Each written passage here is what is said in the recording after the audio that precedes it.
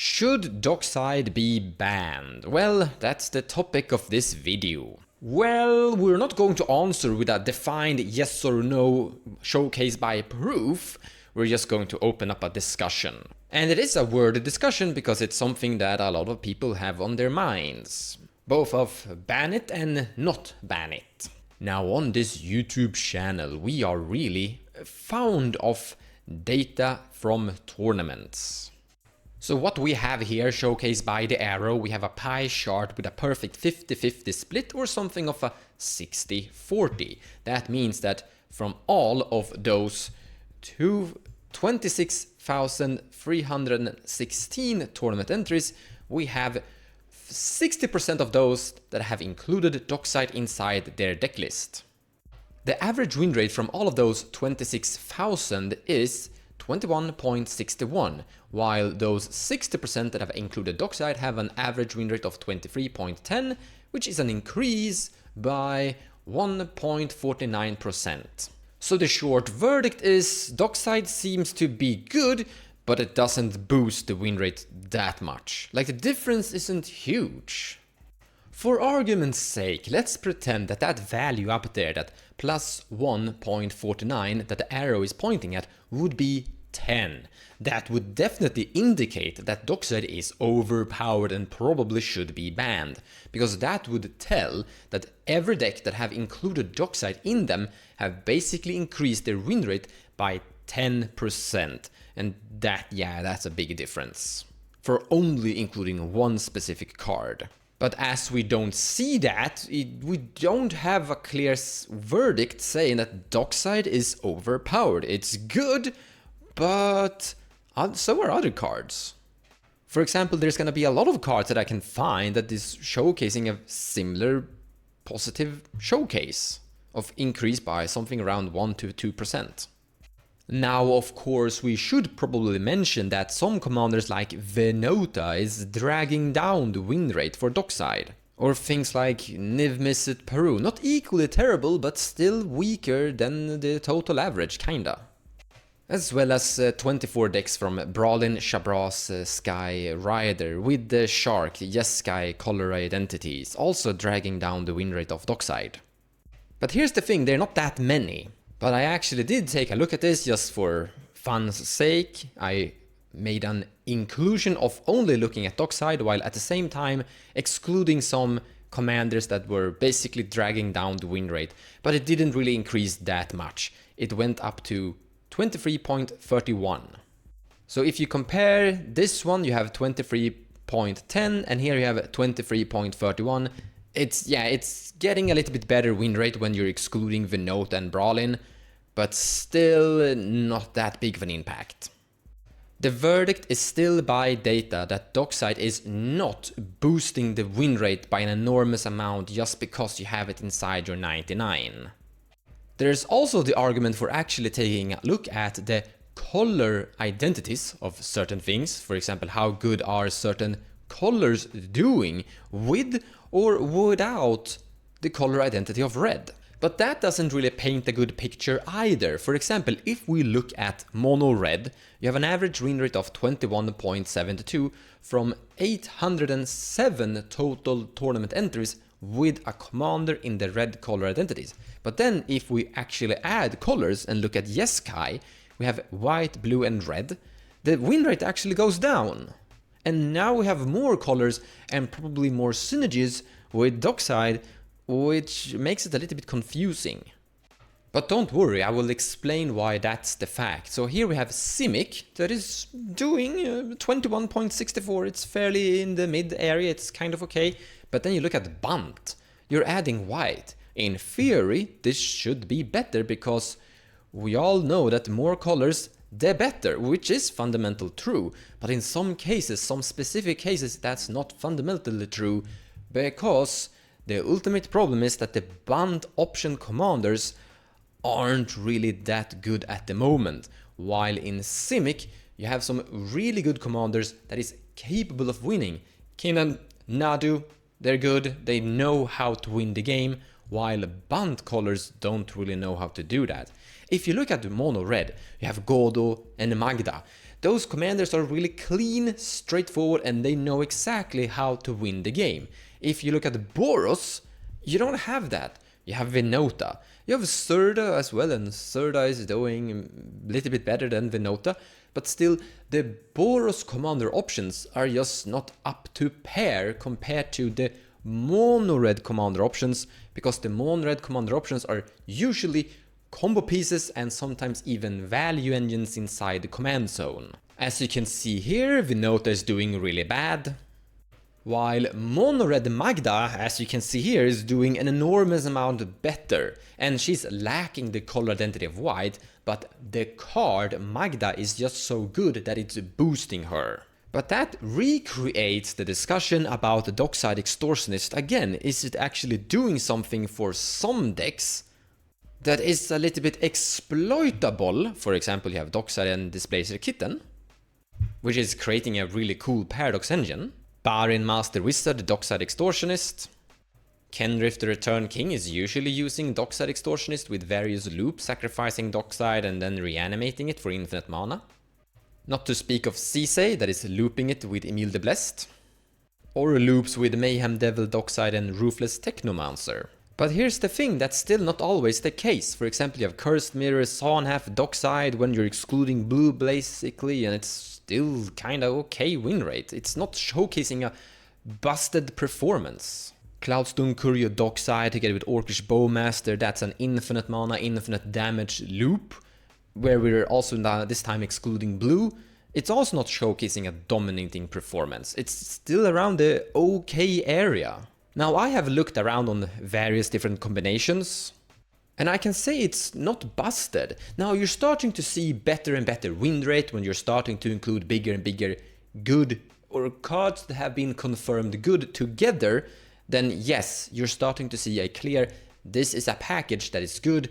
But when you're trying to single out specifically bad cards, for example Timur Sabertooth is not great, but then adding dockside, we're not seeing a huge spike to the win rate. We're seeing huge spikes to the win rate when we're combining them with confirmed good cards. Like this is a really strong package where dockside is part of it, but all of these other cards are also good. So is dockside the good one here, or just all of these cards combined together good? The answer is yes.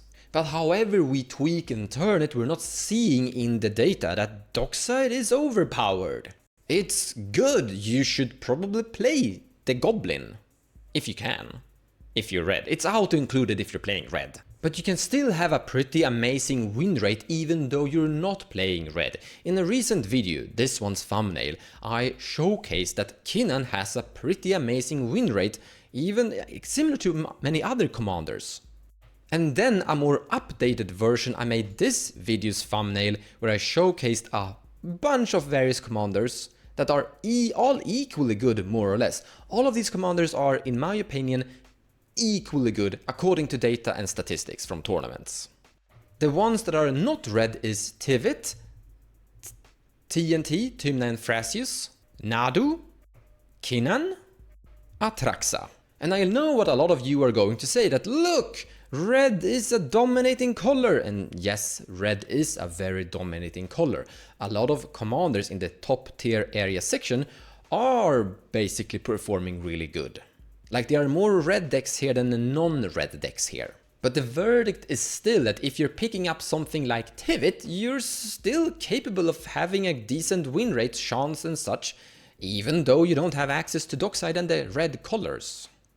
So far so good, but there's actually another really important thing we need to talk about, and now we're really moving away from the entire data and statistics stuff and moving into more of a, metagame discussion of how do we actually want cEDH to be. You see, dockside extortionist, or the existence of dockside extortionist on the popularity of how many people are playing it, is more or less policing some commanders now and then. For example, the Rani, another commander is similar, that is just accidentally producing tokens of enchantment or artifact type. You are accidentally feeding dockside. And this is ultimately a problem for Rani. But a problem going down this rabbit hole is that we're opening up the discussion of all the... Yeah, you see the point I'm trying to showcase here. There are a bunch of cards that are exploiting your opponent's actions, so to say. Dockside is one of them. You could put up Carpet of Flowers here and potentially other cards as well, but yeah, these are the ones that people are often thinking about. And I would like to point out that I have said in older videos that I would preferably like to see a ban on Mystic Remora and Rhystic Study. Not because they are busted, they are really good, but more or less because of this. I think we all been here. Someone goes Mystic Remora, pass, then the second player go rock, or cast spells, and yeah, you can just feed that Mystic Remora. And then the third and fourth player in the pod is basically sitting in, what are we doing here? Can't affect this. Like, there's nothing player 3 and player 4 can do here in terms of magic or such to affect or stop this from happening, except with politics. You can sit there and say, don't feed the fish! And you can also sit there and say, don't feed the dockside! The dockside is gonna come and we're all going to lose! But in terms of magical actions like casting cards and such, there's nothing much you can actually do here. You can even make the argument that sometimes people are kingmaking when they are feeding a Mystic Remora or a Rhystic Study, and you can absolutely make the argument that someone is kingmaking when they're feeding that dockside extortionist. Which makes me repeat what I've kind of said before. What kind of game do we really want cEDH to be? And here more or less you have all the split opinions. Basically the people that don't want this thing that I've kind of showcased are usually positive on the concept of banning certain cards like this. And the people that don't really care about this aspect, they don't really care about banning dockside. The simple answer is that it is what it is. And there are alternative formats for those that don't enjoy that concept. Conquest! Conquest is playing with a completely different ban list where dockside is actually banned, and if you prefer those kinds of environments, then that might be a better format for you, as dockside is currently legal in this cEDH and EDH commander format. So you can have what you want, except that you have to find conquest players. Another option is budget cEDH. You set a budget of, let's say, $500 USD. It's easy to actually do this. You just create your deck list on Moxfield and boom, you will see a price tag down there and you can see exactly how much your deck costs, and you can sit and remove and replace cards till you hit the perfect mark. I think this is a really good approach, because now you can have dockside inside your deck list, but dockside is really expensive, so that is going to spike the price and make it hard for you to include other cards. It's very similar to the Canadian Highlander concept, where you have points on certain cards. Like dockside have some points. I don't know specifically exactly how the Canadian Highlander actually works, but that is a similar approach. But the budget system is potentially easier. Also, one important thing to actually mention is that Mana Crypt is really expensive, which means that it's really hard to include Mana Crypt inside the budget cEDH tier list structure, which would reduce the power level of dockside, as less artifacts from your opponents will ultimately mean that the Goblin Pirate is weaker.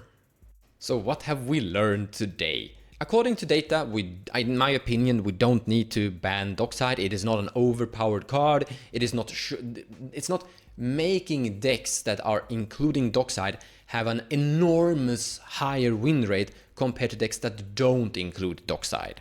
Yes, there are definitely cards that you can include with dockside that will boost your win rate quite a lot. Like there's a specific package of cards that are just really good, but it's more than that. There's a lot of different card choice options that you have that is still going to perform really good, even though you wouldn't have dockside inside your deck list. As I've showcased, there are commanders without the color identity of red that is doing quite okay. So yes, it is good, but it's not OP.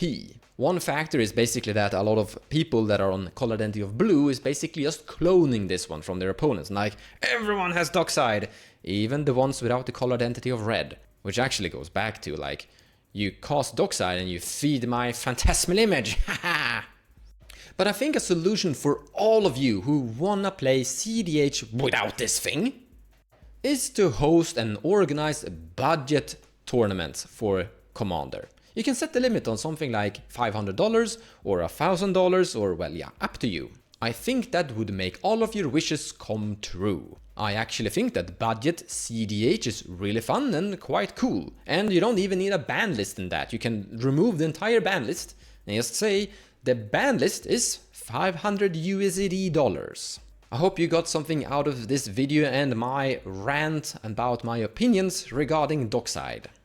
There's absolutely a lot more things you could say, so feel free to drop your opinions in the comments below. Take care guys, and I'll see you next time.